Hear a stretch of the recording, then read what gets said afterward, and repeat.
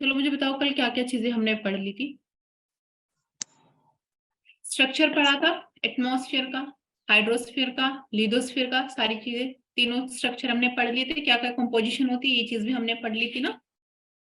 ठीक यस है, ma'am. Okay. Salts भी पढ़ लिया था हमने, सॉल्ट्स का क्या सीरीज होता है। तो हाँ, फर्स्ट यूनिट जैसे हमारी चली हुई है फंडामेंटल्स ऑफ एनवायरमेंटल साइंसेस। तो आज हम पढ़ेंगे हीट बजट के बारे में।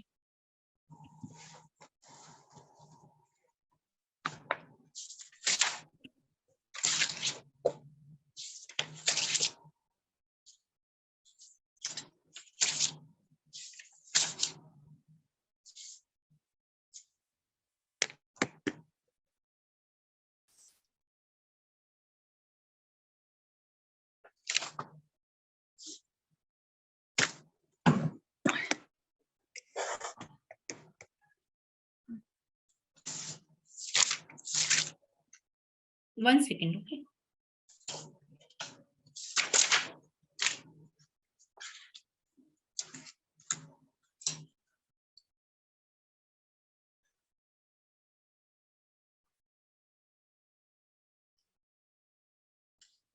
रिया, हेलो रिया।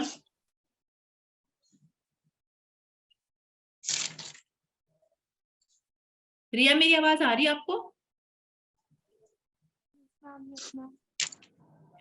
ओके बेटा, थोड़ा तेज बोलो और अपना वीडियो ऑन कर लो। पता तो चले एटलीस्ट मुझे कौन पढ़ रहा है, कोई पढ़ भी रहा है नहीं है, या ऐसे ही ज्वाइन करके बैठे हो।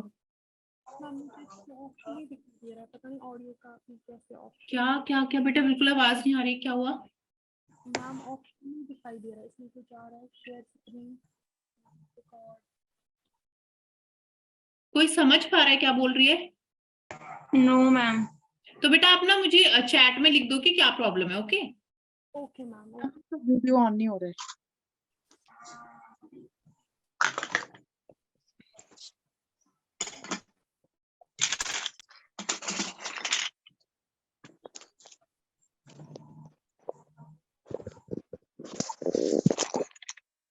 ठीक है, तो हम आज पढ़ेंगे हीट बजट जो होता है ना। क्या होता है हीट बजट?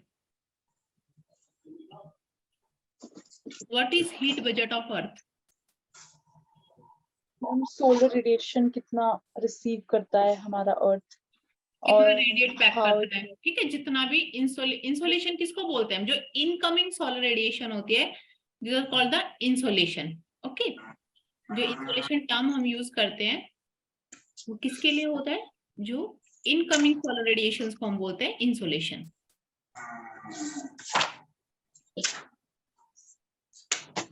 तो जितना भी इंसोलेशन, जितनी भी सोलर रेडिएशन हमारे एटमॉस्फेयर में आ रही है, ठीक है, अर्थ पे आ रही है, उसमें से कितना एब्जॉर्ब हो रहा है, कितना रेडिएट बैक हो रहा है, कितना स्कैटर हो रहा है, उन सब का जो पूरा बजट होता है, मीन्स कि कितना कितना परसेंट है। क्योंकि बजट में ये डिवीजन होता है ना। मान लो फॉर एग्जाम्पल तुम्हें अपना मंथली बजट बनाना है, तो तुम बनाओगे ना कि इतना मुझे यहाँ पे स्पेंड करना है, इतना मुझे सेव करके रखना है। तो सिमिलरली इसी तरीके से अर्थ बजट भी होता है। ठीक है, तो जो 100% हमारी सोलर रेडिएशन है उसका जो डिवीजन होता है उसको हम बोलते हैं अर्थ हीट बजट। ठीक है, तो देखो जैसे हमारा जो अर्थ का शेप होता है कैसा होता है? स्फीयर होता है ना, स्फेरिकल। ठीक है, तो स्फेरिकल है तो इट मींस जितना भी सोलर रेडिएशन है वो हर जगह पे एक जैसा तो नहीं आता है ना, क्योंकि इस शेप में है वो, है ना। तो वो एक तरीके से नहीं आता है। मतलब अगर मान लो सोलर रेडिएशन है तो हर एक पार्ट को बराबर वो नहीं मिलेगा, बराबर परसेंटेज नहीं मिलेगा सोलर रेडिएशन का, वो डिफरेंट मिलेगा क्योंकि इसकी शेप कैसी है? स्फेरिकल इन नेचर है। ठीक है, तो जब भी मान लो ये ऑब्लिक हो गया ना, ऐसे टेढ़ा करके थोड़ा स्लैंटिंग पोजीशन में क्या आती है? सोलर रेडिएशन आती है इस तरीके से। क्योंकि अगर मान लो ऐसे होता रेक्टेंगुलर तो एकदम से बराबर बराबर हर जगह आती है ना। अब वही चीज को अगर मैं ऐसे कर दूं तो बराबर नहीं आएगी वो, थोड़ा, क्योंकि ऑब्लिक शेप में हो जाती है इसकी शेप। इसी लिए जो सोलर रेडिएशन होती है वो डिफरेंट डिफरेंट होते हैं ना, ऐसा पता है ना आपको? यस। इंडिया में अगर ज्यादा सोलर रेडिएशन आ रही है, ज्यादा धूप आ रही है, कहीं दूसरी कंट्री में धूप भी नहीं आती है, होती है ना ऐसे कंट्री जहाँ पे धूप दिखती नहीं है बिल्कुल भी, ऐसा होता है ना। जिनकी वीडियो ने ना कम से कम वो थोड़ा अपना ना गर्दन को एक्सरसाइज करते रहो साथ साथ, ठीक है, मुझे दिखता रहे कि भाई हाँ यस और नो मैं समझ जाऊंगी। ठीक है शीतल, मुझे तुम दिख रही हो, बस तुम ही दिख रही हो, कोई और दिख भी नहीं रहा है। Okay ma'am. अच्छा रिया, आपने लिखा नहीं चैट में, क्या प्रॉब्लम है आपका? तो चैट में नहीं पहुंचा मुझे, कौन हो आप?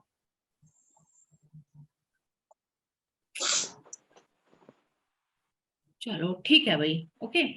तो देखो जितना भी हमारा जो टोटल सन एनर्जी है उसका कितना पार्ट हमारा एवरेज अर्थ रिसीव करती है, 1.94 कैलोरी पर स्क्वायर सेंटीमीटर पर मिनट।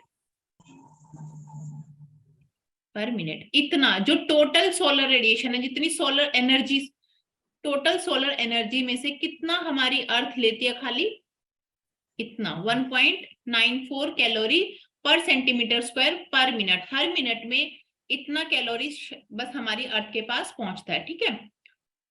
अब देखो दो टर्म होती है, आप लोगों ने कभी पढ़ा भी हो, एपीहीलियन, बहुत पहले बहुत पुराने जमाने में इससे क्वेश्चन आया था। एक होता है पेरीहीलियन, ठीक है। क्या होता है ये बताओ? एपीहीलियन क्या होता है? जब हमारा जो सन है या जो अर्थ, क्योंकि अर्थ क्या करती है, रोटेट करती है ना सन के अराउंड, तो जब अर्थ सबसे फारदेस्ट पॉइंट पे होती है, earth is farthest from the sun, सबसे दूर होती है, that point is called the aphelion, ठीक है। और ये कब होता है? That is on 4 July, okay. उसके बाद है पेरीहीलियन, जब अर्थ क्या होती है, नियरेस्ट होती है, earth is nearest to the sun. जिसने पीवाईक्यूज किए होंगे तो ये क्वेश्चन उसके सामने आया होगा जरूर। ये होता है कब? 3 जनवरी को, बहुत पहले का, बहुत पुराना क्वेश्चन है। तो बताओ सबसे ज्यादा सोलर रेडिएशन किस टाइम पे आती होगी, 4 जुलाई या 3 जनवरी? 3 जन,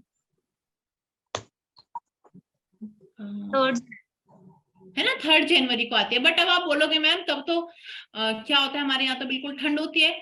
वो रेडिएशंस तो आती है ज्यादा, उसका गर्मी से कोई मतलब नहीं है, क्योंकि और भी बहुत सारे फैक्टर हैं जो इफेक्ट करते हैं कि टेम्परेचर हमारे यहाँ का बढ़ेगा या नहीं बढ़ेगा, क्योंकि कितनी गैसेस प्रेजेंट है, ठीक है, बहुत सारे फैक्टर्स है, अदर फैक्टर्स भी होते हैं। तो उस वजह से हम मास्क अप कर लेते हैं, वो सोलर रेडिएशन से हमारी अर्थ का टेम्परेचर इतना ज्यादा नहीं बढ़ता है, ठीक है। तो बट सबसे ज्यादा सोलर रेडिएशन कब आएंगी? 3 जनवरी को। तो ये दोनों टर्म को आपको याद रखना, what is aphelion and what is perihelion, ठीक है। Okay ma'am. देखो कौन कौन से फैक्टर्स होते हैं जो इफेक्ट करते हैं कि क्या variation of insolation, factors that causes these variation in insolation, कि जो भी हमारी इनकमिंग सोलर रेडिएशन है, ठीक है, उसमें क्यों वेरिएशन है, किस किस फैक्टर पे डिपेंड करेगा? बताओ आप लोग। सबसे पहला तो क्या है हमारा? Rotation of earth on it axis, of earth on its axis,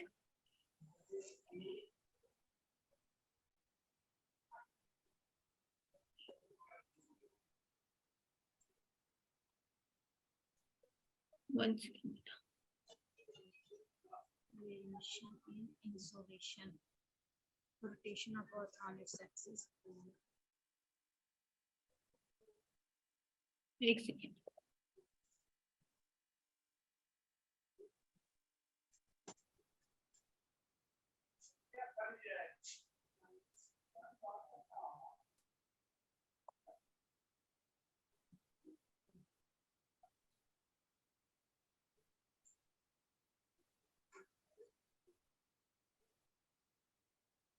क्या तो पहला फैक्टर हमारा रोटेशन, उस पर, क्योंकि अभी मैंने बताया ना आपको कि पेरीहिलियन एपीहिलियन, तो rotation of earth on it axis, वो कि वो किस तरीके से रोटेट करे, कब वो दूर जा रही है कब वो पास आ रही है, इस पे भी डिपेंड करता है। दूसरा है द एंगल ऑफ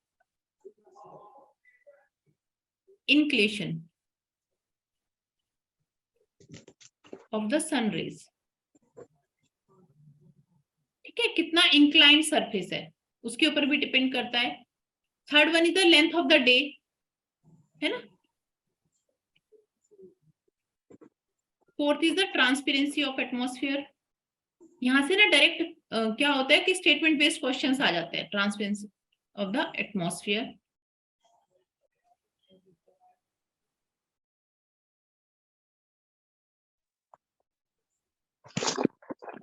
ओके, तो ये कुछ फैक्टर्स है जो इफेक्ट करते हैं हमारी इंसोलेशन को। ओके, अब देखो एक बात बताओ मुझे कि हमने कल पढ़ा था कि हीट ट्रांसफर कैसे कैसे होता है हमारे एटमॉस्फेयर में, कन्वेक्शन, कंडक्शन, ये सब पढ़ा था। Yes ma'am. अच्छा बताओ कन्वेक्शन क्या होता है? कन्वेक्शन में vertical movement of fluid. Vertical होता है, एडवेक्शन होता है हॉरिजॉन्टल, हॉरिजॉन्टल एक्सचेंज, ठीक है। Yes, तो ma'am. जो हमारे लोअर जो एटमॉस्फेयर होता है ना, मेनली ट्रोपोस्फेयर में ना कन्वेक्शन चलता है, ट्रोपोस्फेयर में। मैम ओके, और जो अबव हमारा एटमॉस्फेयर है वहां पे क्या चलता है, advection type of heat transfer चलता है, ठीक है। ये चीज को ध्यान रखना कि हमारा जो वर्टिकल होता है वो कहाँ पे होता है, कन्वेक्शन, और वो ट्रोपोस्फेयर में होता है। जो ट्रोपोस्फेयर में हीट एक्सचेंज होता है that is due to convection. तो अगर क्वेश्चन आ जाए कि ट्रोपोस्फेयर में किस तरीके का हीट एक्सचेंज है, that is due to convection. और अबव जो हमारा एटमॉस्फेयर है वो कैसा होता है, हॉरिजॉन्टल, उस वहां पे हीट ट्रांसफर होता है, ठीक है। ओके। और हॉरिजॉन्टल मूवमेंट, अच्छा पहले ये बताओ मुझे विंड होती क्या है, wind, what is wind?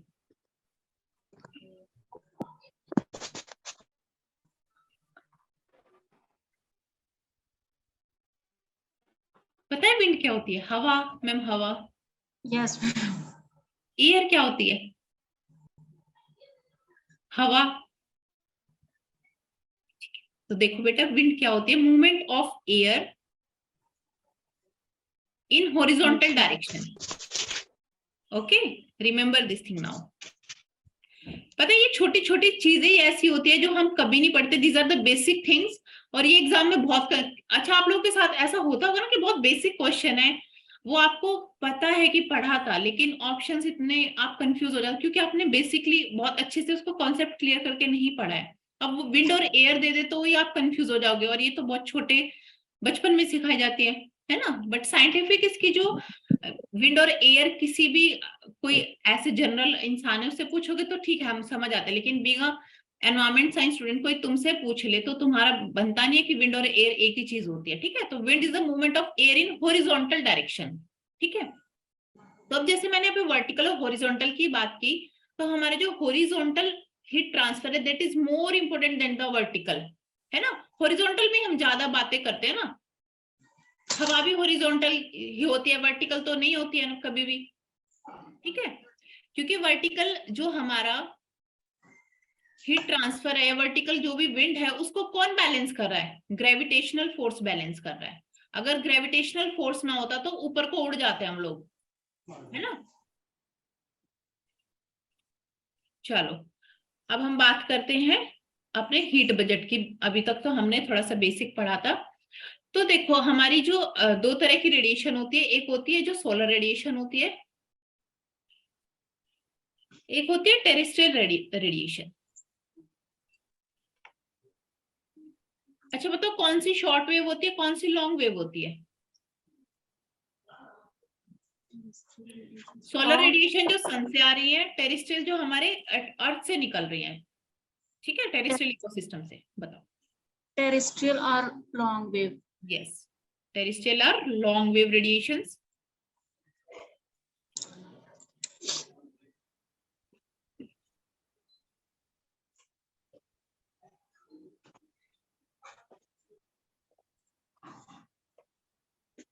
And solar radiations are short wave radiation. अब शॉर्ट वेव है तो एनर्जी किसकी ज्यादा होगी?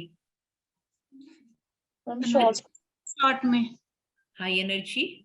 सिमिलरली इनकी क्या होगी, लो एनर्जी होगी। जो हमारे अर्थ के अर्थ से जो अर्थ सरफेस से जो रेडिएशन निकलती है, एक सेकेंड।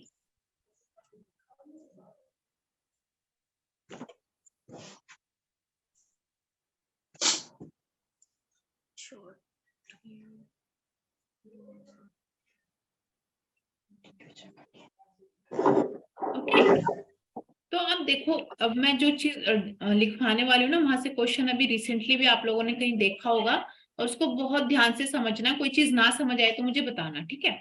देखो हमारा टोटल सोलर रेडिएशन कितना है,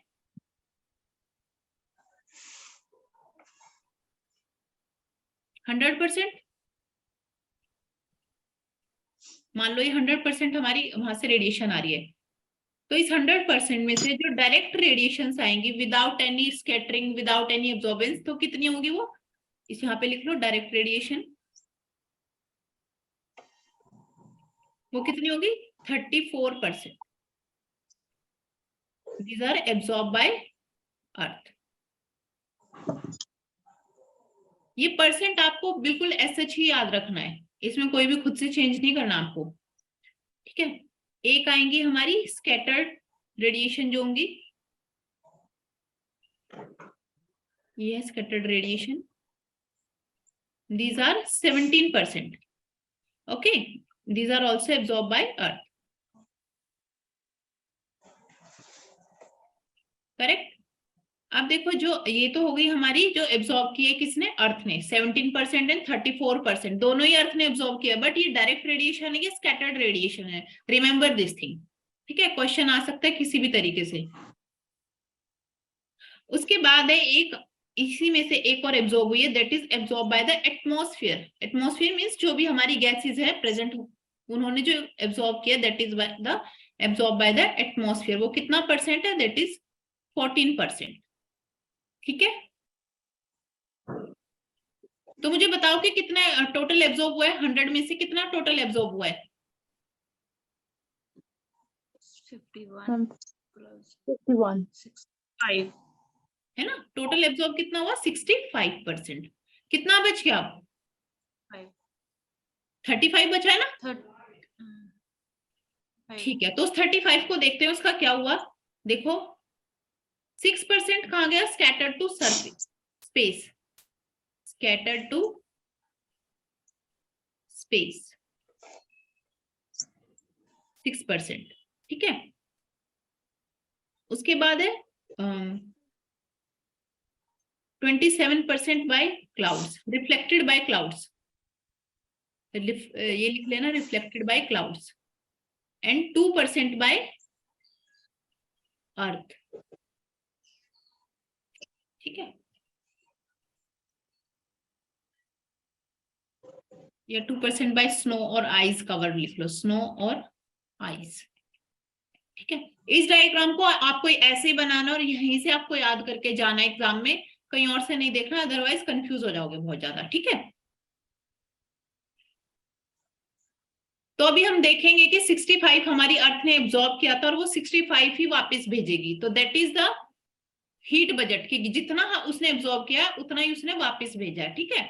जब ये अर्थ बजट बिगड़ जाता है तब प्रॉब्लम होती है, अदरवाइज नेचुरल यही होता है कि इतना आया, ठीक है। तो अगर मैं आपसे पूछूंगी कितना एब्जॉर्ब किया अर्थ ने, मैम 65%। ठीक है।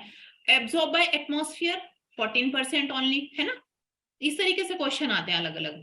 तो ये था हमारा जो, कुछ पूछ रहे हो, अर्थ 51% हुआ। हाँ 51 हुआ।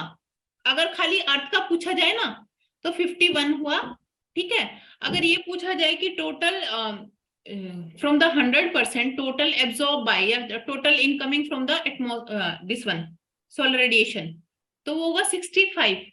अगर वो खाली मेंशन करे ना बेटा कि एटमॉस्फेयर में कितना गया तो 14% देना है, ठीक है। अगर खाली अर्थ का पूछे तो 51 होगा, ठीक है। और रिफ्लेक्ट बैक कितना हुआ बताओ, 35 हो रहा है ना ऊपर, 27 + 2 + 6, ठीक है। Yes ma'am. अब ये था हमारा जो यहां से आए थे। अब जब इसने अर्थ में एब्जॉर्ब कर ले तो अर्थ भी तो कुछ रिफ्लेक्ट करती है ना, शॉर्ट कौन सी लॉन्ग वेव रेडिएशंस को, है ना। अर्थ से या टेरेस्ट्रियल रेडिएशन जो होती है वो कैसी होती है, लॉन्ग वेव रेडिएशंस होती है, ओके। तो उनके बारे में हम देखेंगे कि किस तरीके से 65% वापस जाएगा। अब ये देखो जो हमारे, मान लो ये अर्थ का सरफेस है जहां से वापस जाएगा, ठीक है। तो इसमें क्या था हमारा 23% रेडिएशन फ्रॉम अर्थ, और ये हमारा 9 और ये है 19। मैं एक बार बना देती हूँ, ये है कंडेंसेशन के थ्रू वापस गया ये, ठीक है। ये है टर्बुलेंस और कन्वेक्शन,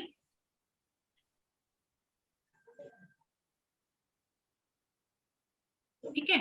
और ये है रेडिएशन फ्रॉम अर्थ।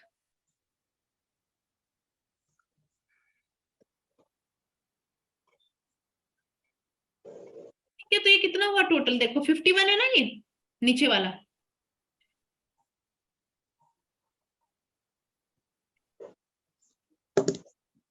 ठीक 51 है या नहीं है बताओ। 23 and 9. Yes yes ma'am. Okay, ये 51 है हमारा, ये जो अर्थ ने एब्जॉर्ब किया था वो उसी की बात कर रहे हैं कि वो वापस कितना रिफ्लेक्ट करेगा। ठीक है, ये लॉन्ग वेव रेडिएशंस जा रही है वो वापस। ठीक है, तो उसमें से देखो इस 23 में से जितना वापस जा रहा था इसमें से 6% एब्जॉर्ब डायरेक्टली बाय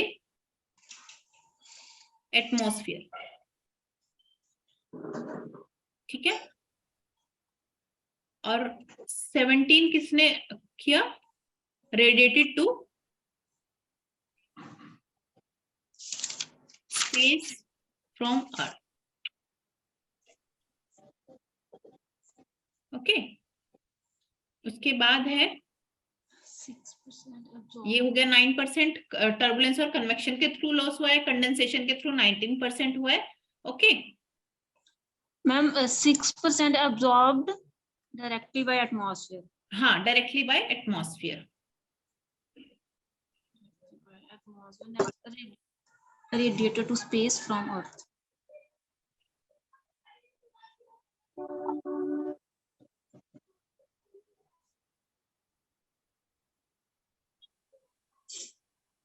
ठीक है,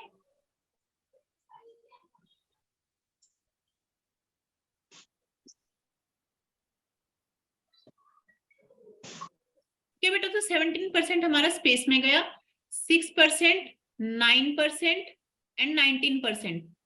ये कहाँ गए सारे, ये एटमॉस्फेयर ने 6% डायरेक्टली एब्जॉर्ब कर लिया, 9% थ्रू टर्बुलेंस और कन्वेक्शन के, और कंडेंसेशन के थ्रू 19%। कंडेंसेशन कहाँ पे होता है, एटमॉस्फेयर में ही होता है ना, स्पेस में तो नहीं जाता। तो अगर मैं आपसे यहाँ पे पूछूं कि जो रिफ्लेक्ट बैक हो रही थी लॉन्ग वेव रेडिएशन,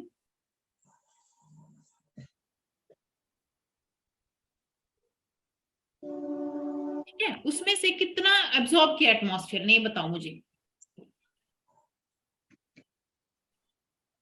Atmosphere ने 34 में 9 और 9. थोड़ा सा सोच के बताना, ये 9 है यहाँ पे,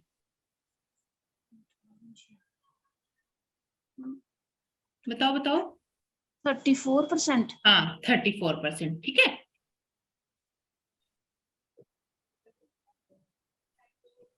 और 17% हमारा 34. स्पेस, हाँ स्पेस में चला गया था। ठीक है,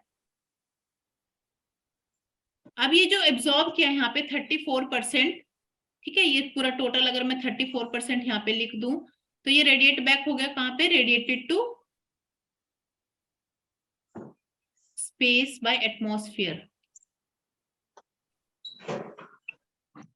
दैट इज टोटल हो गया हमारा 48%। 34 ये और 14 ये, 34 ये और 14 ये, 48 हो गया ना। देखो एटमॉस्फेयर ने एब्जॉर्ब किया और उसको रेडिएट कर दिया उसमें स्पेस में बाय एटमॉस्फेयर। देखो रेडिएटेड टू स्पेस फ्रॉम अर्थ, अर्थ ने कितना किया 17%, एटमॉस्फेयर ने कितना किया 48%। ठीक है, तो ये हमारा था इधर वाला पिंक वाला पार्ट है जो लॉन्ग वेव के लिए, और ये शॉर्ट वेव जो सन से हमारी रेडिएशन आ रही है, और ये जो है अर्थ से, अर्थ की हमने बात की थी। This is the heat budget. अब आप देख सकते हो 48 प्लस 17 कितना होता है, 65 होता है। Yes ma'am. तो आपने देखा ना कि हमने मतलब अर्थ ने 65% ही अब्सॉर्ब किया था और रिफ्लेक्ट भी कितना कर दिया 65। This is called the heat budget. ने जो रिफ्लेक्ट किया 48% absorbed by atmosphere and 17 by to space. देखो देखो जो एब्सॉर्ब था ना यहाँ पे, जो 17% रेडिएट, अब अर्थ और एटमॉस्फेयर ना अलग अलग चीज है। अर्थ का मतलब है कि यहाँ पे टेरिस्ट्रियल जो लैंड एरिया है, ठीक है, जो मैं अर्थ लिख रही हूँ ना यहाँ पे, Yes मैम. तो वो लैंड एरिया की मैं बात कर रही हूँ, और एटमॉस्फेयर जो गैसेज हमारी एटमॉस्फेयर में, दोनों अलग अलग चीजें हैं। समझ रहे हो बेटा? नहीं समझे? हाँ जी तो इस मैम, चीज को यहाँ से थोड़ी कंफ्यूजन हो गई है। हाँ वो कंफ्यूजन बताओ मुझे, दूर करती हूँ मैं तुम्हारी कंफ्यूजन। देखो मेरी बात सुनो, यहाँ पे हाँ जो हमारा 51 था, ठीक है, ये 51 यहाँ पे था ना, ये दोनों हाँ 51 30, ये 34 + 17, हाँ ये 51। अर्थ ने एब्जॉर्ब किया हुआ था ना। Yes ma'am. तो इसी को मैंने यहाँ पे ब्रेक किया है कि उसमें से 23% रेडिएशन फ्रॉम अर्थ निकला, ठीक है, और 9% टर्बुलेंस और कन्वेक्शन के थ्रू लॉस हुआ, और बाकी कंडेंसेशन, ये जाएंगे तो एटमॉस्फेयर में ना बेटा। कंडेंसेशन से क्या होता है, क्लाउड्स बनते हैं। टर्बुलेंस यस और मैम। कन्वेक्शन भी एटमॉस्फेयर में होते हैं। एटमॉस्फेयर कब आता है, जो एयर होती है हमारी या गैसेस होती हैं, ठीक है। तो जो, और यहाँ पे जो रेडिएशन फ्रॉम अर्थ था, ये डायरेक्टली कुछ तो एब्जॉर्ब होगी, एटमॉस्फेयर ने डायरेक्टली एब्जॉर्ब कर दिया, ठीक है। इस 23 में से जो डायरेक्ट यहाँ से निकली थी रेडिएशन अर्थ से, इसमें से 17% स्पेस में चली गई सीधी, और 6% किसने एब्जॉर्ब कर ली, एटमॉस्फेयर, ठीक है। ये जो 9% थी और 19 और अब ये 6%, ये कितना हो गया, 34 हुआ ना टोटल। ये एटमॉस्फेयर वाली पार्ट है ना, यस मैम।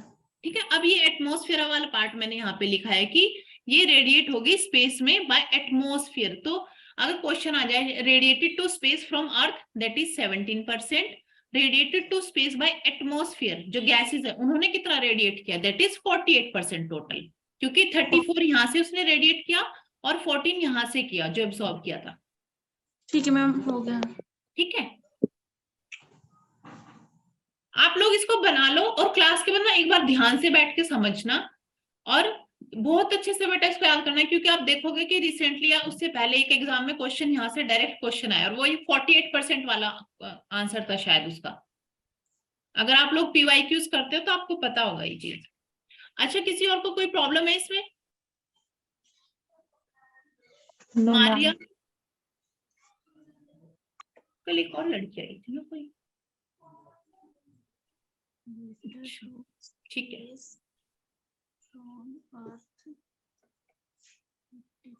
तो ये था हमारा हीट बजट।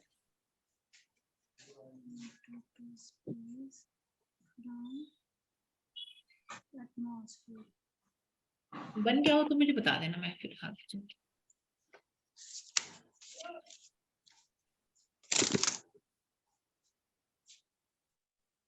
हो गया?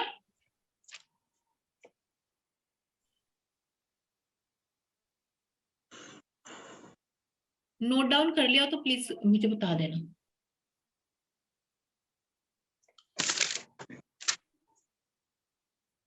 चलो अब हम बात करेंगे जो हमारे एटमॉस्फेरिक सर्कुलेशन होती है, कैसा एटमॉस्फेयर में प्रेशर होता है, किस तरीके से विंड ब्लो करती है, जियोस्ट्रॉपिक विंड, ये सब सुना होगा ना, कि कॉरियोलिस फोर्स क्या होता है, इन सब के बारे में हम बात करेंगे। तो सबसे पहले हम बात करते हैं एटमॉस्फेरिक प्रेशर की,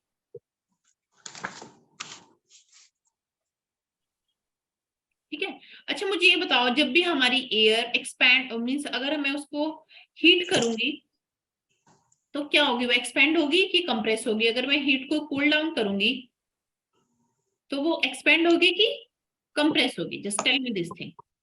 मैम, अगर हीट करेंगे तो एक्सपैंड होगी, कूल करेंगे तो कंप्रेस होगी। कूल करेंगे तो क्या होगी, कंप्रेस। होगी, ठीक है। और ये क्या होगी, एक्सपैंड होगी यहाँ पे, ओके। अब देखो हमारे एटमॉस्फेरिक प्रेशर क्या होता है, व्हाट इज एटमॉस्फेरिक प्रेशर? किसी भी हमारी जो, अगर हम एक यूनिट एरिया की बात करें तो वहां पे हमारे उस एयर का कितना वेट है, ठीक है, that is the atmospheric pressure. Means the weight of a column of air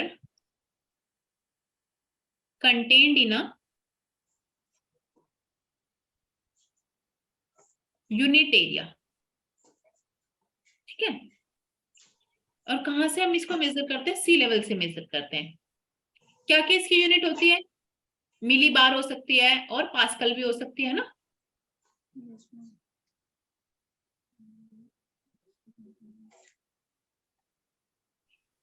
अच्छा, प्रेशर को किससे मेजर किया जाता है, what is the name of that instrument by which we measure the atmospheric pressure?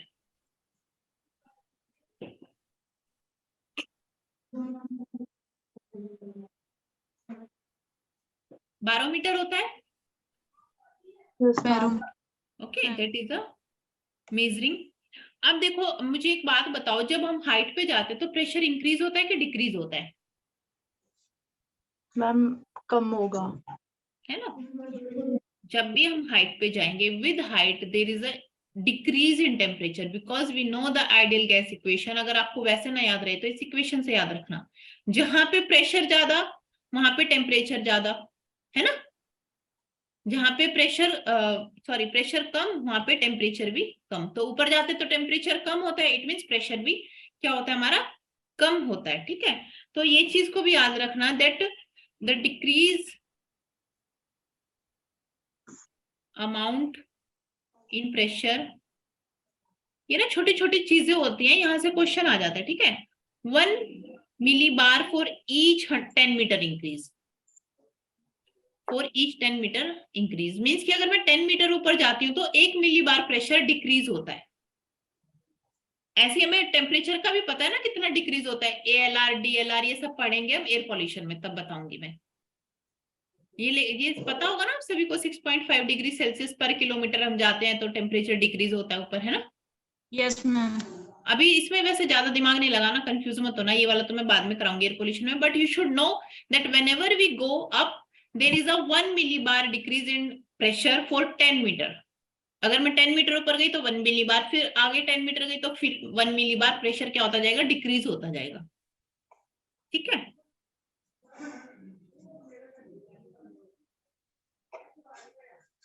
अब देखो क्या होता है।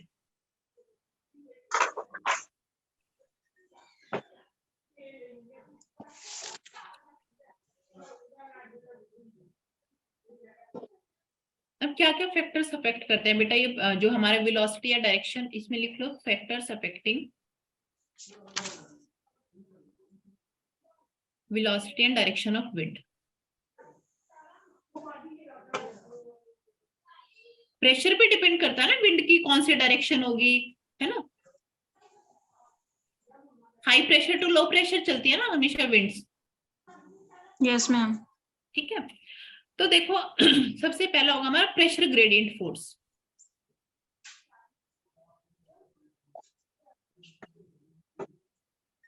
अब जो मैंने किसी भी ग्रेडियंट अगर हम बात करते हैं तो क्या होता है, चेंज होता है ना ग्रेडियंट का मतलब कि किस तरीके का चेंज आ रहा है with height.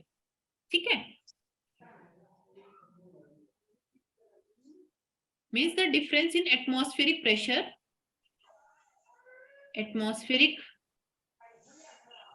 pressure produces a force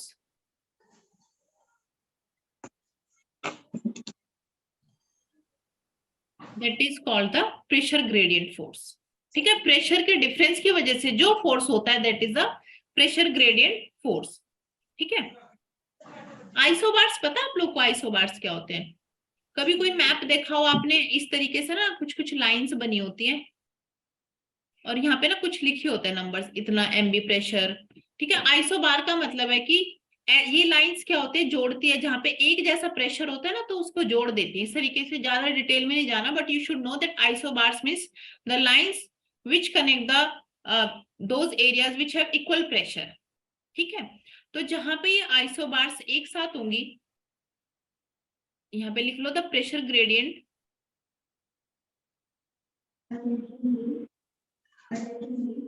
is strong where the isobars are close।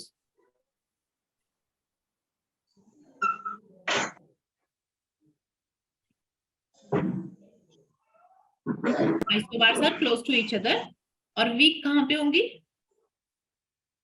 where isobars are apart, जहां पे दूर होंगी। ठीक है, तो ये पहला हमारा क्या था जो अफेक्ट करता है हमारी डायरेक्शन ऑफ विंड को, that is the pressure gradient force. Second जो हमारा फैक्टर है दैट इज फ्रिक्शनल फोर्स होता है।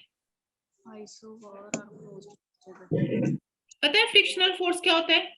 अब ये फ्रिक्शन कहाँ पे होता है, ग्राउंड के पास होता है ना एकदम, तो जब विंड एकदम यहां से जाते हैं तो इनके ऊपर एक फोर्स लगता है that is called the frictional force.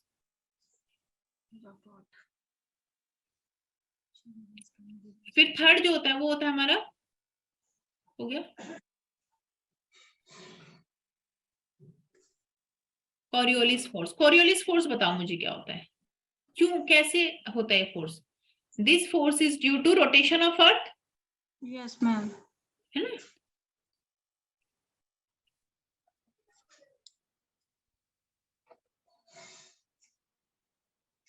तो ये अच्छा, ये बताओ कहाँ पे सबसे ज्यादा मैक्सिमम होता है? तो it is maximum at poles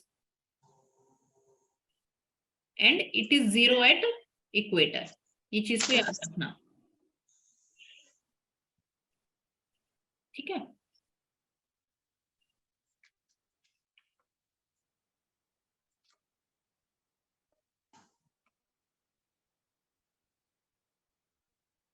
अब आता है हमारा नेक्स्ट है हमारा pressure and wind.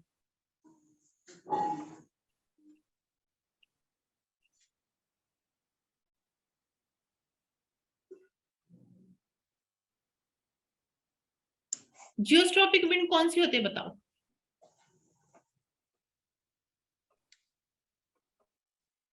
When the pressure gradient force is equal to Coriolis force, that is the, तो कौन सी विंड प्रोड्यूस होती है? जियोस्ट्रॉपिक विंड। ये भी एक बार क्वेश्चन आया हुआ है, ठीक है?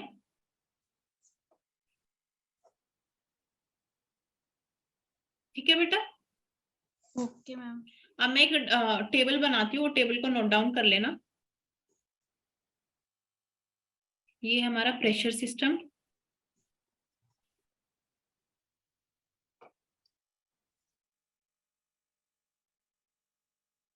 यहाँ पे आ जाएगा pressure condition at the centre,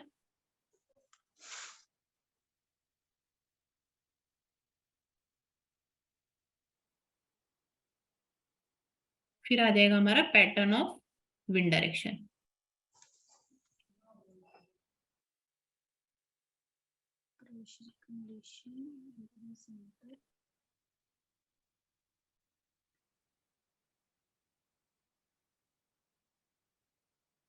ये नॉर्दर्न हेमिस्फीयर की बात करेंगे हम यहाँ पे,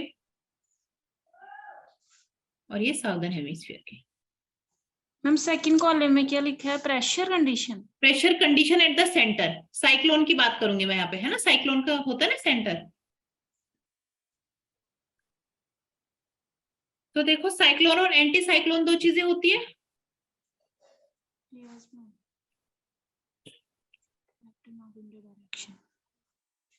साइक्लोन में क्या होता है? प्रेशर जो ऐसे होता है ना साइक्लोन्स, तो यहाँ पे जो बीच में क्या होता है साइक्लोन में? लो प्रेशर होता है, ओके?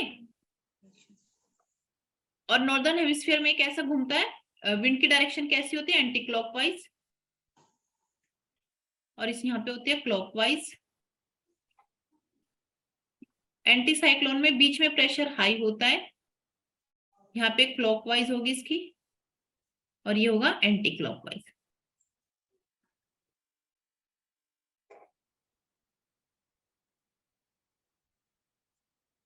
अच्छा, कोरियोलिस फोर्स में ना एक चीज और लिख लो,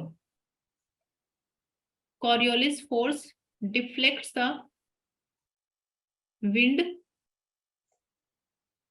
टू द राइट डायरेक्शन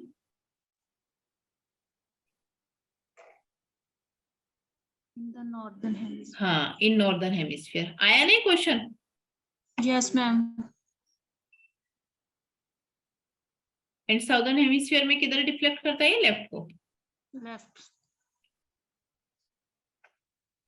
ये चीज को याद रखना, ठीक है? इंपॉर्टेंट पॉइंट मैं आपको याद करवा देती हूँ साथ साथ।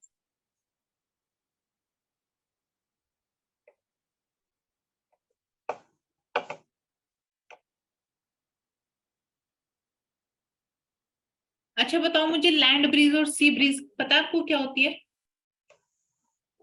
मैम पढ़ा तो है। लेफ्ट। पढ़ा तो है पर भूल गए। Yes ma'am. चलो हम पहले बात करते हैं सी ब्रीज की, ठीक है? Yes ma'am.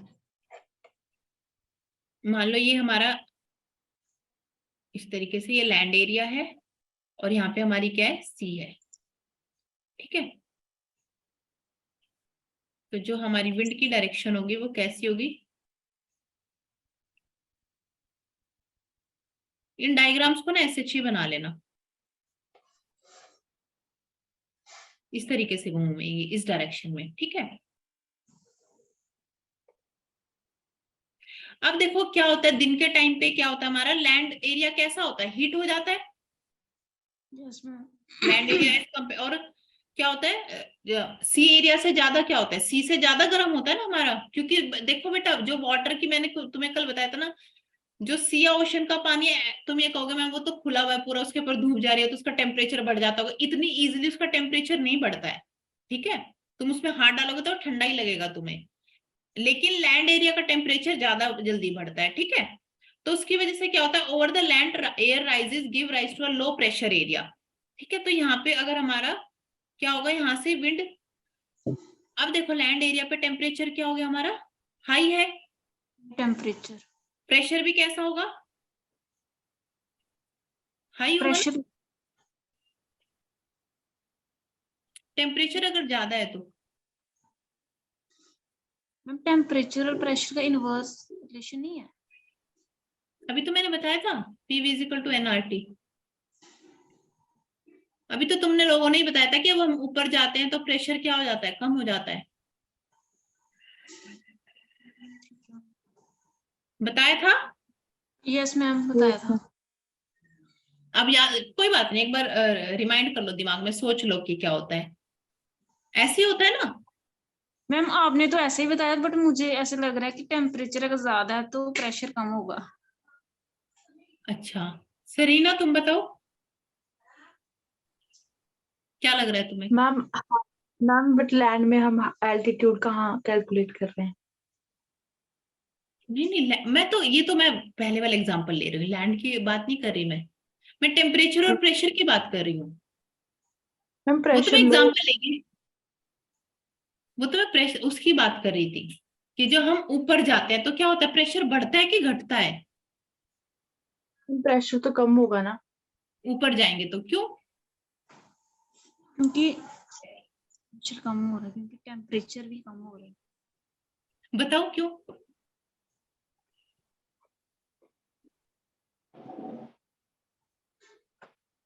कोई बात नहीं, बताओ अपना रीजन बताओ मुझे तुम।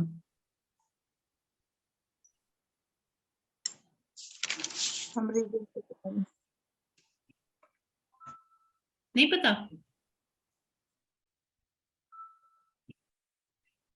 चलो वो तो ऑल्टीट्यूड के साथ हमारा, कि प्रेशर की क्या बात कर रहे हैं हम यहाँ पे, सही बात है। अपनी बात पे ना, मतलब अपनी बात को वो क्या करो तुम लोग कि हाँ मैम हम सही बोल रहे हैं, ठीक है। यस वो मैम। हमने किसकी बात की थी, हाइट की बात की थी।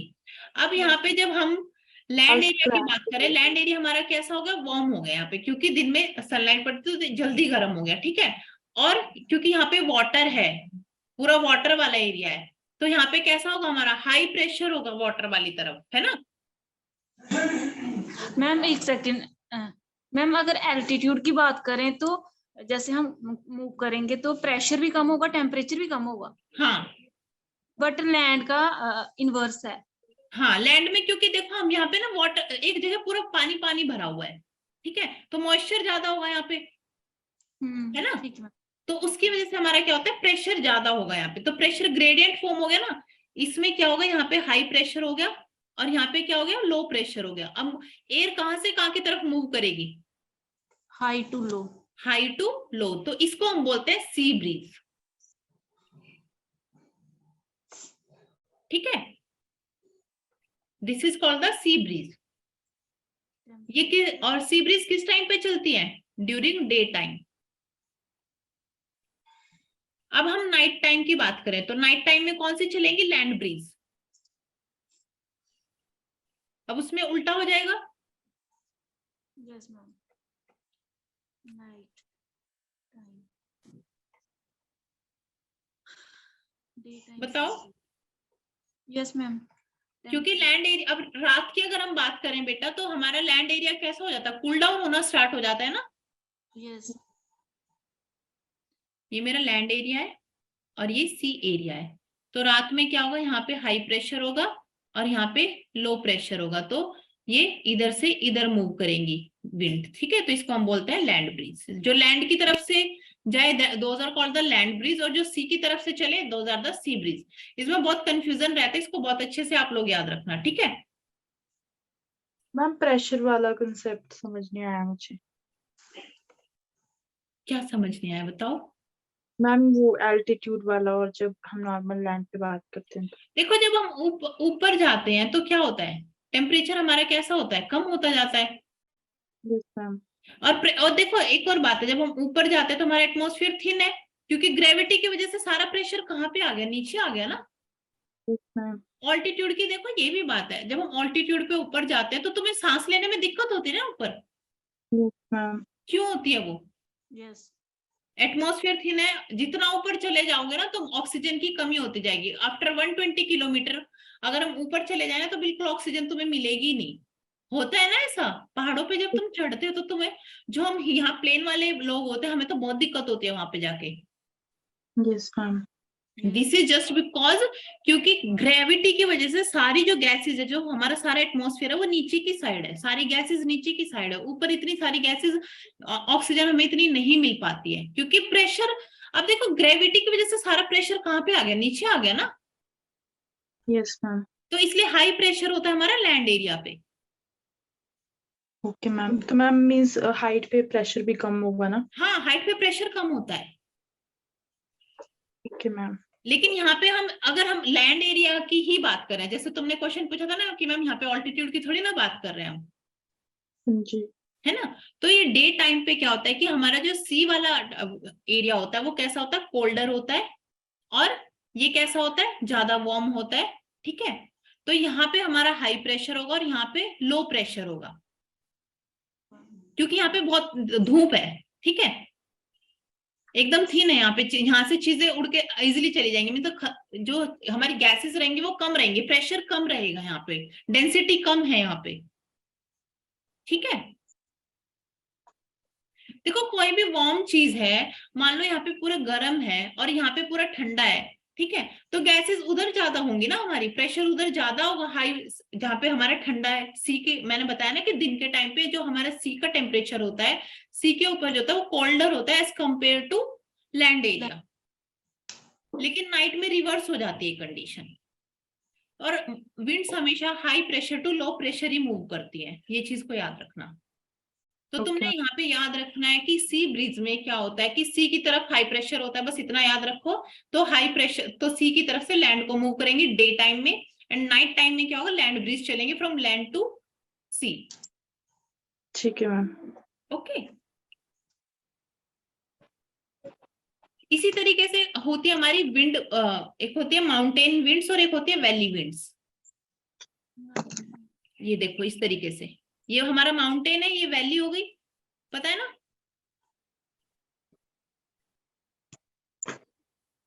हाँ बच्चों बताओ।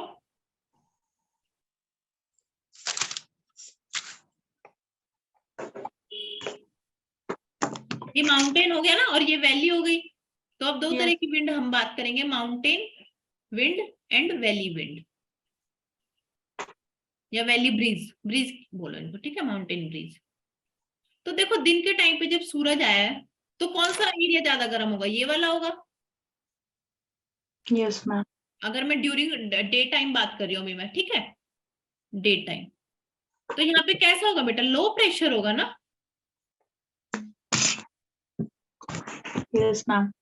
और यहाँ पे हाई प्रेशर होगा, तो विंड कहाँ से कहाँ जाएंगी दिन के टाइम पे, वैली से माउंटेन। वैली से माउंटेन की तरफ। तो इनको हम बोलेंगे वैली ब्रीज। ये किस टाइम पे होती है, डे टाइम, ठीक है। अब हम बात करें नाइट टाइम की,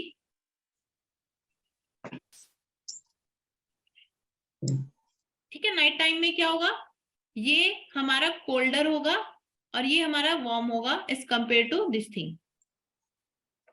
ये रियल की बात है, प्रैक्टिकल चीज है बेटा, ऐसा होता है ना। पता नहीं, आई डोंट नो तुम लोग ऐसे फील करते हो या नहीं करते हो। जैसे मीन्स जो अर्बन एरियाज में, जैसे दिल्ली में, हमारे यहाँ पे क्या होता है कि रात को अंदर बहुत गर्मी लगती है एज कंपेयर टू दिन के टाइम, और बाहर अच्छा लगता है। ऐसा होता है ना, रात घर के अंदर गर्मी लगती है रात के टाइम। तो वही है यहाँ पे भी कि आप लोग का पता नहीं मुझे, बट हमारे यहाँ तो हमें फील होता है ऐसा, ठीक है। Yes, ma'am. तो यही है यहाँ पे कि अब यहाँ पे लो प्रेशर हो गया और यहाँ पे हाई प्रेशर हो गया, तो मूव कहाँ से कहाँ करेंगी, माउंटेन से वैली की तरफ। तो इसको हम बोलेंगे माउंटेन ब्रिज, जो कि नाइट टाइम ब्लो करती है, ठीक है।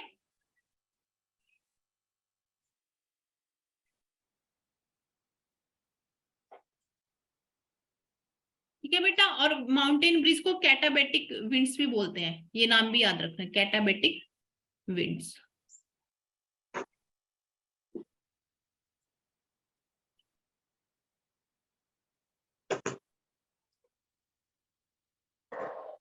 अच्छा, विंडवर्ड साइड और लीवर्ड साइड पता है आप लोगों को क्या होती है? एक माउंटेन होता है, इसकी दो साइड होती है, एक होती है विंडवर्ड, एक होती है लीवर्ड। ये ज्योग्राफी है पूरी ना, Yes, ma'am. बताओ क्या होती है?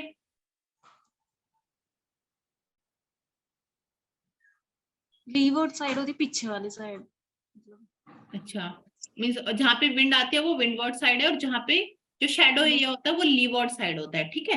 तो कहाँ पे होती है बारिश? Windward side. ठीक है,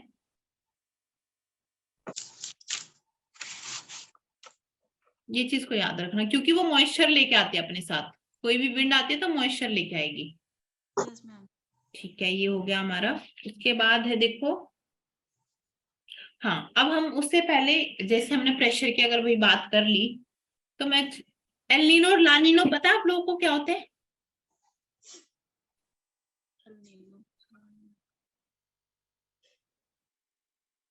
कौन बताएगा मुझे, what is El Nino and what is La Nino?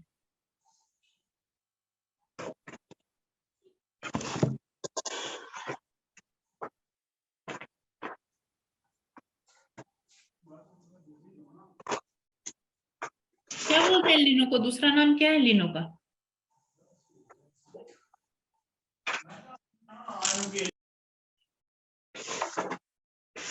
Reena तुम बताओ। Ma'am little sister. Little boy, है ना। बॉय।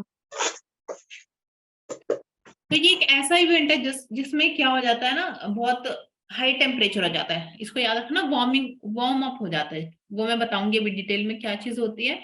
और ये जो इवेंट होता है ये 2 to 7 ईयर्स में होता है एक बार, ठीक है। ऐसा नहीं कि मतलब बहुत ही कॉमन सा इवेंट है, ऐसा नहीं होता है, ठीक है।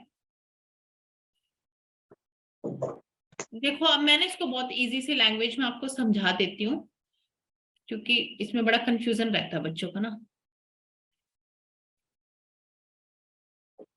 ठीक है, ये साउथ अमेरिका है और ये है नॉर्थ अमेरिका।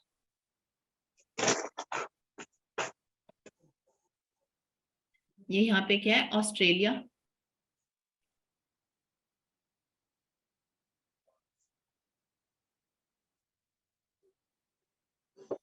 यहाँ पे ये अफ्रीका और ये है एशिया, ठीक है। सो फर्स्ट ऑफ ऑल मैं आपको बताऊंगी नॉर्मल कंडीशन में क्या होता है। ये नॉर्मल कंडीशन है पहले, ठीक है। तो देखो नॉर्मल कंडीशन में क्या होता है कि ट्रेड विंड्स होती है ना, जो ट्रेड विंड्स वो ब्लो करती है इधर से इधर, साउथ अमेरिका से एशिया और अफ्रीका की तरफ, ऑस्ट्रेलिया की तरफ, ठीक है।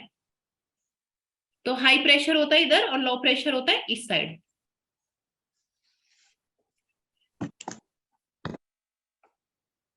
ठीक है। यहाँ पे पेरू कोस्ट है, जहाँ पे बेसिकली होता है ना, पेरू सुना होगा ना तुमने, पेरू पेरू बोलते रहते हैं, पेरू कोस्ट पे हुआ इवेंट, यस मैम। है ना।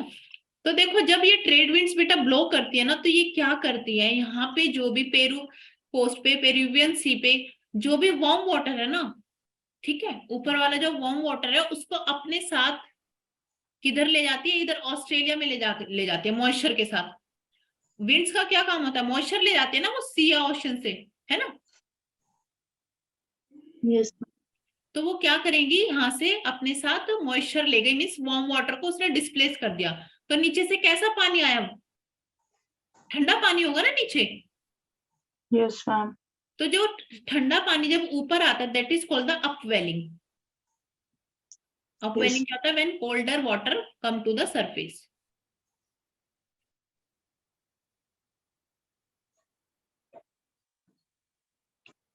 अब बेटा जब ये कोल्डर वाटर ऊपर की तरफ आता है ना, तो ये ना इसके अपने साथ बहुत सारे न्यूट्रिएंट्स और फिशेस को लेके आता है। तो पेरुवियन कोस्ट पे जो वो होता है ना फिशरमैन, उनके लिए बहुत अच्छा टाइम होता है जब नॉर्मल कंडीशन में ट्रेड विंड्स अपने साथ गर्म पानी ले जाते हैं और नीचे से ठंडा पानी ऊपर लेके आती है।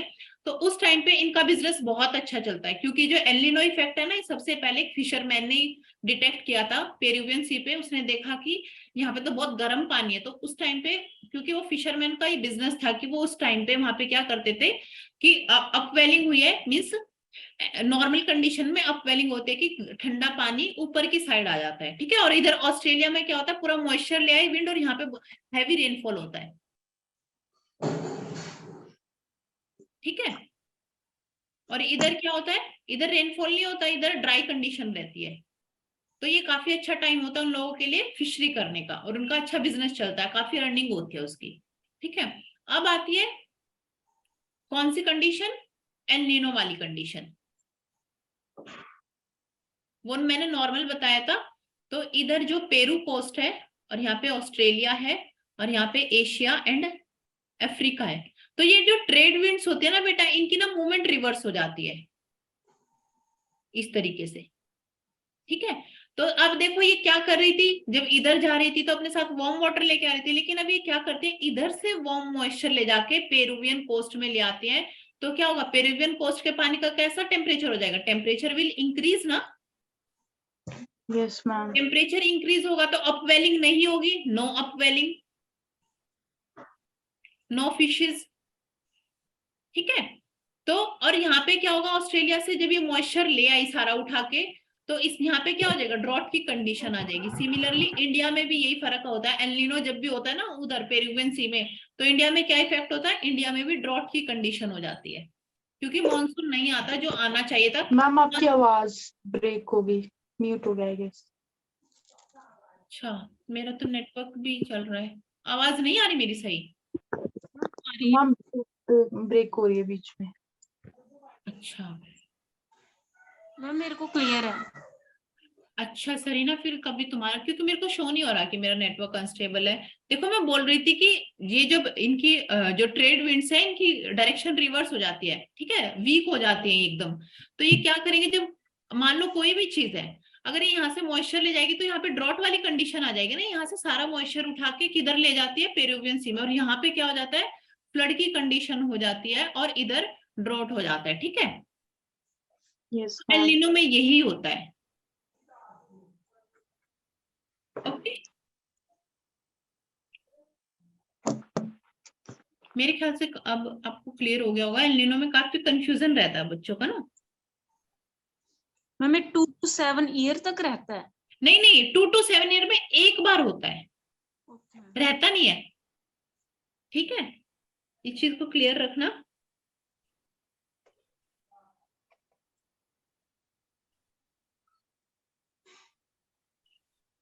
और इसका जो उल्टा होता है वो होता है लानीना, ठीक है। बेसिकली एल नीनो से ज्यादा क्वेश्चन पूछे जाते हैं। लानीना को क्या बोलते हैं बताओ, लानीना में कैसे होते हैं, कोल्ड इवेंट हो जाएंगे, ठीक है। कोल्ड इवेंट का मतलब क्या है बताओ, क्या बोलते हैं, लानीना का दूसरा नाम बताओ मुझे।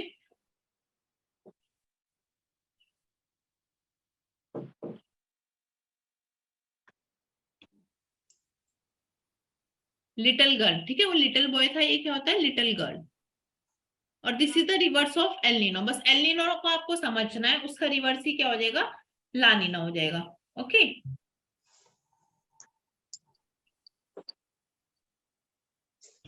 कुछ डिफरेंसेस लिखवा दूं मैं इन दोनों में? Yes ma'am. चलो लिख लो, इधर लिखो एल नीनो और इधर लिखो ला नीनो, ठीक है। 2 कॉलम बना दिए, मैं डिक्टेट कर रही हूँ इधर से, या फिर लिख ही देती हूँ, ठीक है। लिखो the trade winds blowing from,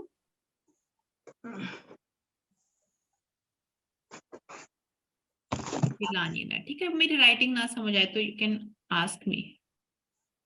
the trade winds blow from east to west,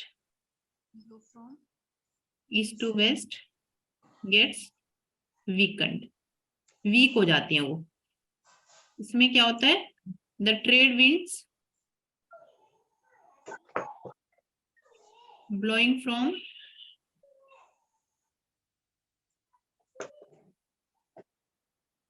east to waste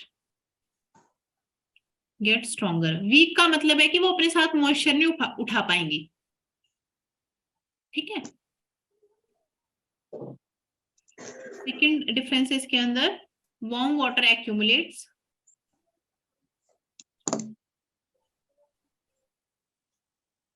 over the eastern Pacific Ocean, over the eastern Pacific Ocean, जो पेरुवियन की मैंने बात की थी। मैम एल नीनो में विंड जो move करती है ईस्ट टू वेस्ट करती है ना, तो सुनो सुनो, नॉर्मल ईस्ट टू वेस्ट जाती है लेकिन स्ट्रॉन्ग जाती है, ठीक है। एल नीनो के टाइम पे वही विंड वीक हो जाती है। देखो देखो, तुम कंफ्यूज मत होना, सुनो।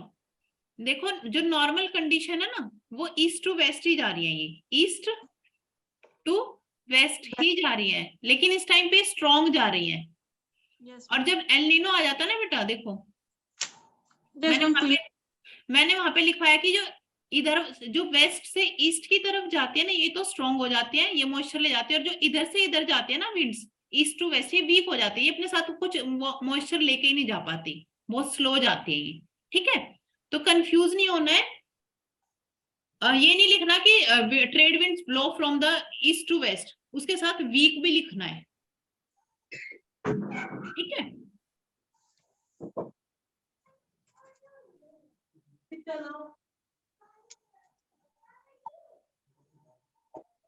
हाँ, और इसमें क्या होता है, water accumulates over the east western Pacific ocean,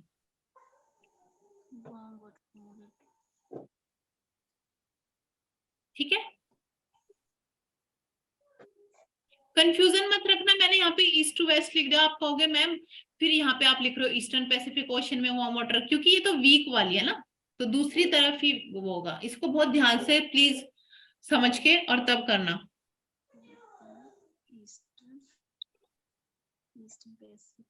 high pressure will be on over the western, हाँ, over the western Pacific Ocean.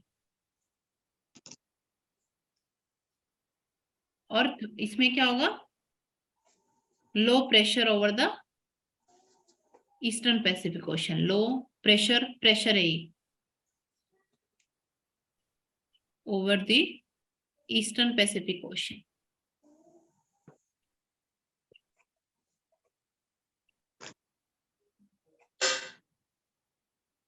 Fourth लिखो इसमें, स्ट्रेंथ ऑफ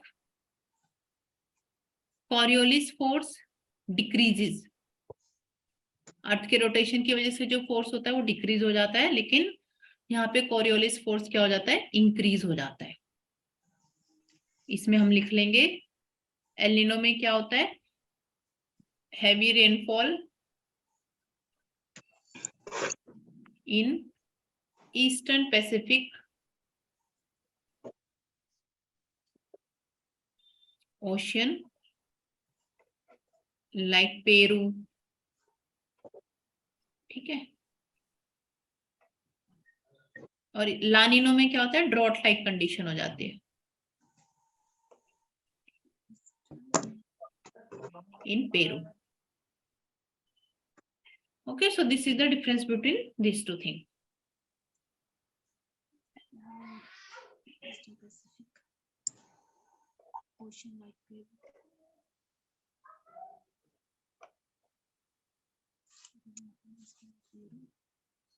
Drought condition.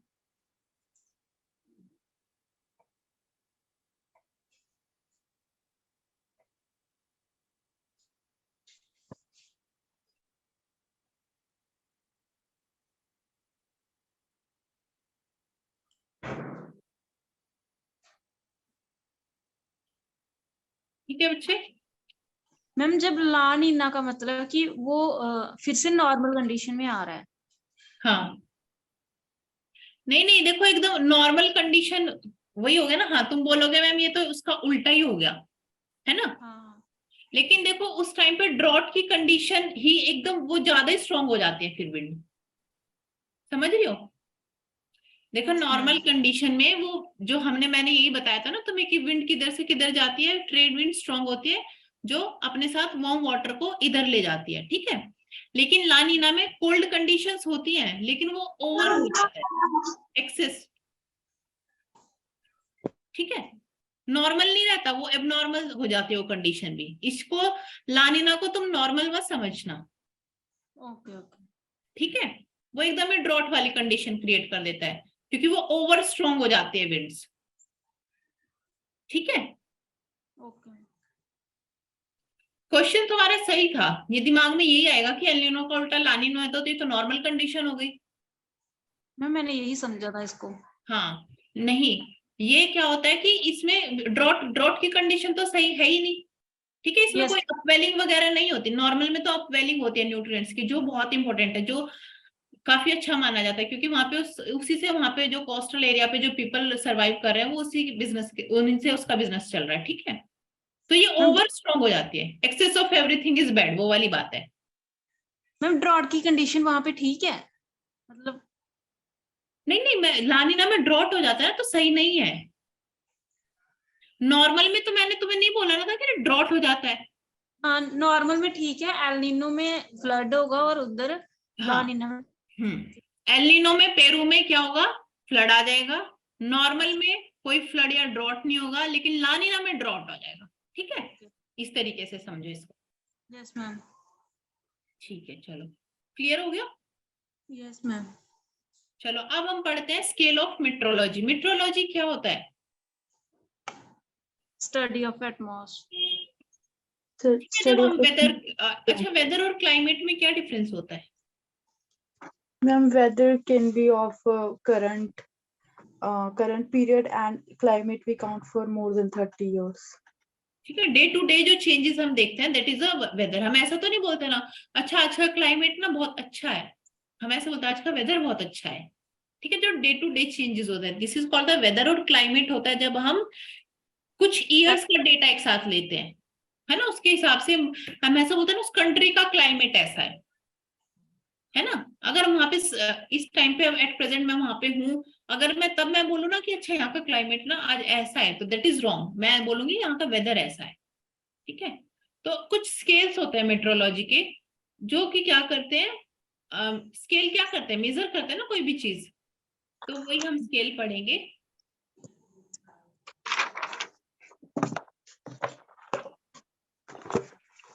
तो देखो डिफरेंट डिफरेंट तरह के स्केल होते हैं, इसमें हेडिंग डालो स्केल्स ऑफ मेट्रोलॉजी, ठीक है। And they depends on the distance and time.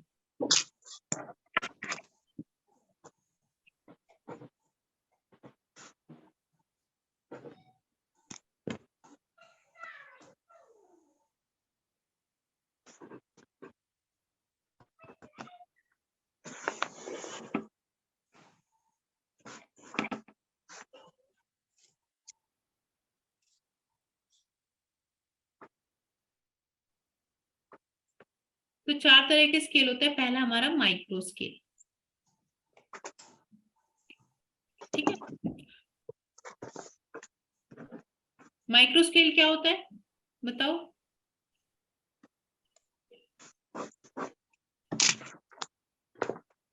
It ranges in size from a few centimeter। अभी मैं इसके एग्जांपल के साथ बताऊंगी, ठीक है। From few centimetre to few kilometres,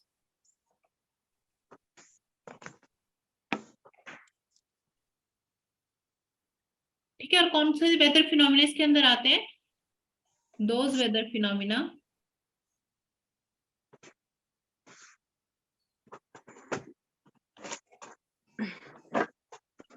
that have short lifespan।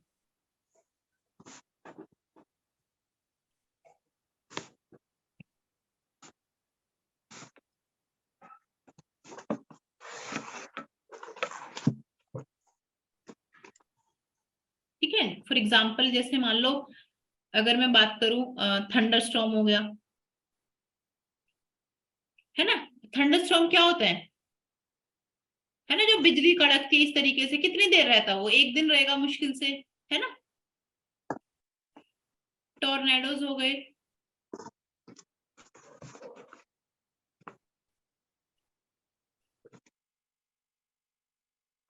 C and land breeze,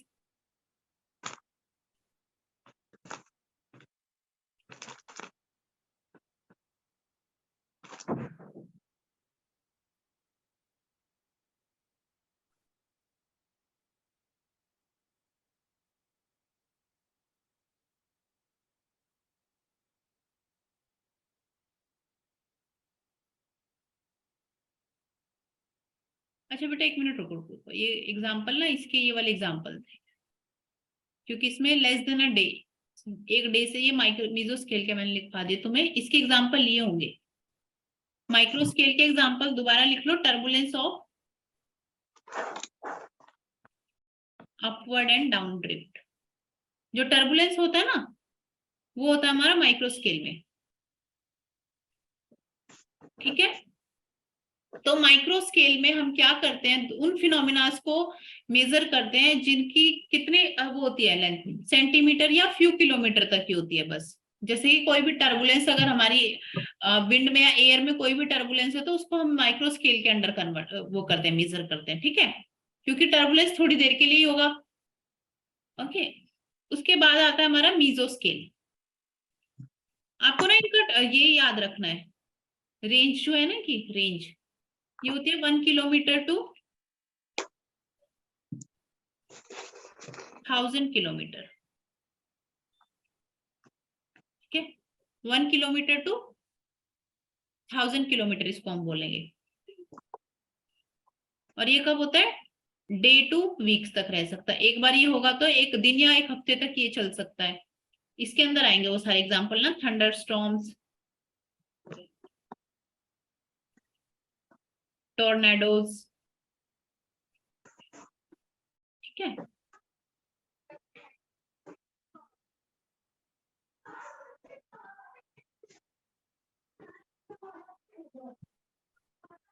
इसके बाद आता है हमारा थर्ड टाइप का स्केल होता है, उसको हम बोलते हैं सिनॉप्टिक स्केल।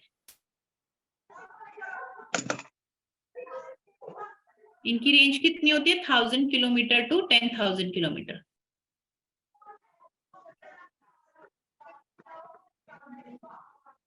ये कब से कब तक रह सकते हैं, वीक्स टू मंथ,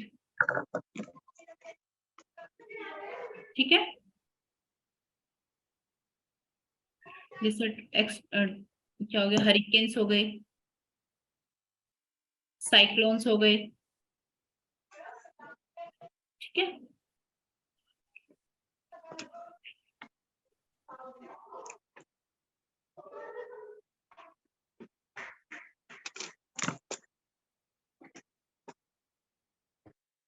फिर आता है हमारे फोर्थ टाइप का ग्लोबल स्केल, और you can say planetary scale.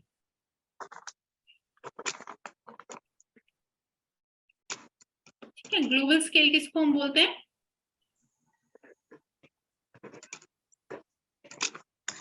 Greater than 10,000 kilometre. Time scale कितना होता है इनका, मंथ्स टू ईयर, और इसका एग्जांपल है एल नीनो।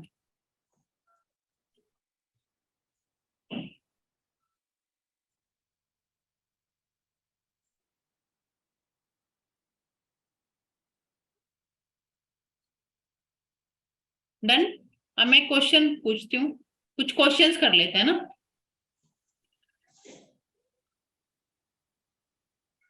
सो दैट कि पता चले भाई कितना पढ़ा है तुम लोगों ने। मारिया, मारिया आप हो क्लास में, प्लीज चैट में ही बोल दो यस और no.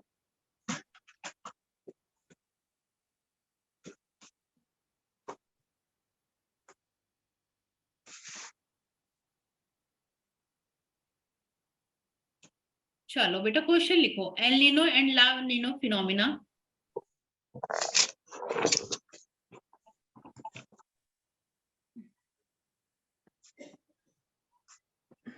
Option 1 is decrease water temperature in the Eastern Pacific Ocean.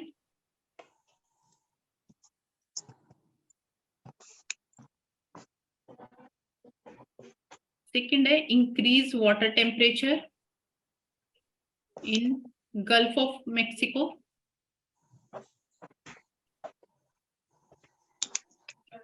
Occur in a definite pattern.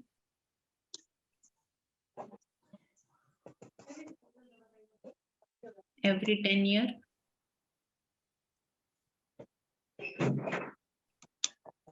Fourth one is the causes changes in global temperature and precipitation pattern.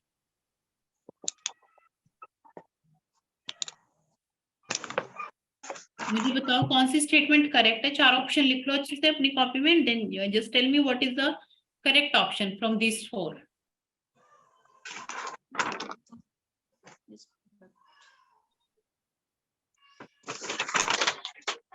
Read carefully and after that give me the answer.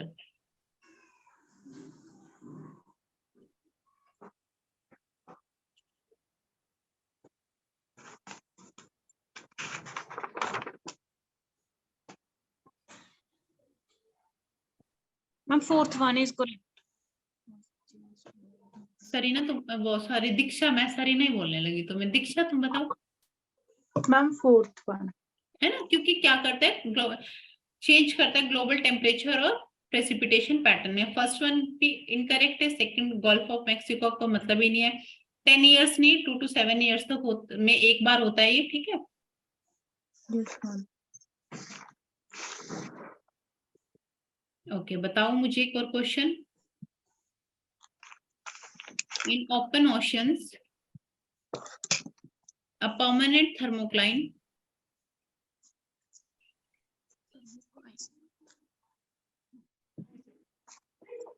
normally occurs, thermocline मैंने कल पढ़ाया था ना, occurs at a depth of